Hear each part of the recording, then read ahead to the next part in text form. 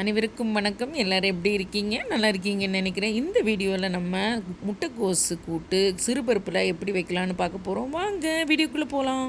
இப்போ இதுக்கு குக்கர் அடுப்பில் வச்சுட்டு குக்கர் சூடானதும் இப்போ இதில் தேவையான அளவு ஆயில் விட்டுக்கிறேன். இப்போ இதில் நான் கடுகு, இங்கே பாருங்கள், கொஞ்சோண்டு கையில் சோம்பு, இவ்வளோதான். அப்புறம் ஒரு ஸ்பூன் ஜீரகம், இதுக்கு மெயினே ஜீரகம்தான். 2 லவங்கம், இவ்வளோண்டு பட்டை, கறிவேப்பிலை,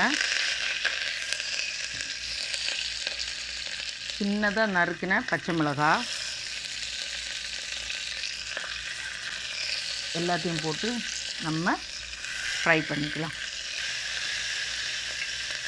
இப்போ இதில் நான் ஒரே ஒரு வெங்காயம் நறுக்கி வச்சுருக்கேன், அதை போட்டுக்கலாம்.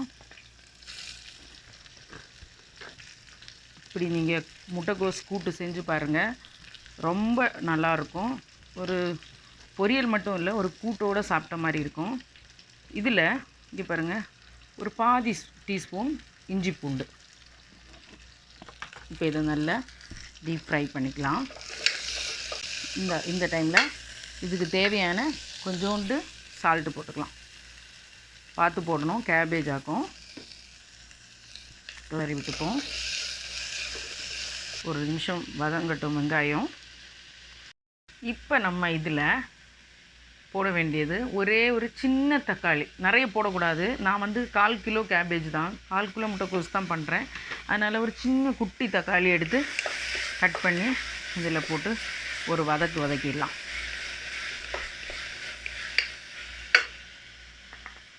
இந்த டைமில் இதுக்கு தேவையான ஒரு ஸ்பூன் மஞ்சத்தூள் போட்டுக்கலாம்.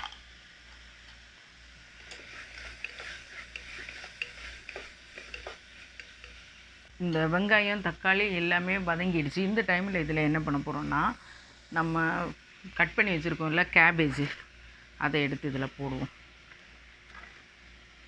இதுக்கு கூட ஊற வச்சுருக்கோம்ல சிறுபருப்பு, இங்கே பாருங்கள், இதில் 50 கிராம் சிறுபருப்பு தான் நான் எடுத்திருக்கேன். ஏன்னா 1/4 கிலோ கேபேஜ் ஆனதுனால அதை ஒரு 10-15 நிமிஷம் ஊற வச்சுட்டு நீங்கள் இதில் போட்டுக்கோங்க. நிறைய பருப்பு போட்டால் பருப்பு கூட்டு மாதிரி ஆகிடும். ஸோ இதுக்கு கொஞ்சமாக சிறுபருப்பு போதும். இந்த பருப்பை காட்டிலும் இந்த சிறுபருப்பில் வைக்கிற கோஸ் கூட்டு செமையாக இருக்கும். நீங்கள் ட்ரை பண்ணி பாருங்கள். இப்போ இதில் கொஞ்சம் பெருங்காயத்தூள் போட்டுக்கலாம், கொஞ்சம், அவ்வளோதான்.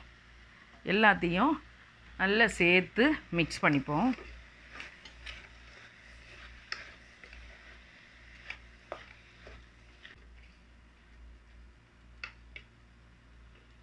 இப்போ இதில் இந்த சிறுபருப்பும் முட்டைக்கோசும் வேகக்குள்ளே தேவையான தண்ணி ஊற்றிப்போம். அவ்வளோதான், ரொம்ப தண்ணி வேண்டாம்.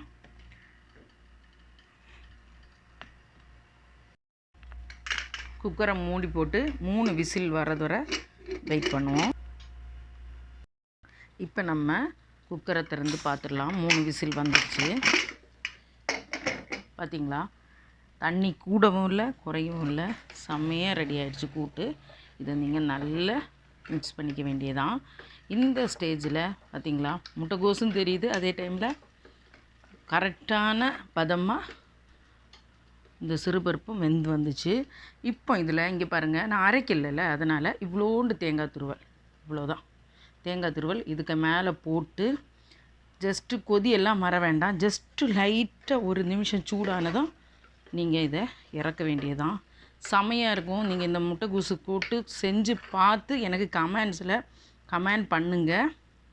இந்த வீடியோ உங்களுக்கு பிடிச்சிருந்துன்னா எம்ஜேஎஸ் அம்மா ட்ரிக்ஸ் அண்ட் டிப்ஸ் சேனலுக்கு லைக் பண்ணுங்கள், ஷேர் பண்ணுங்கள், சப்ஸ்கிரைப் பண்ணுங்கள், பக்கத்தில் இருக்க பெல் ஐக்கானை ப்ரெஸ் பண்ணுங்கள். நன்றி, வணக்கம், வாழ்க வளமுடன்.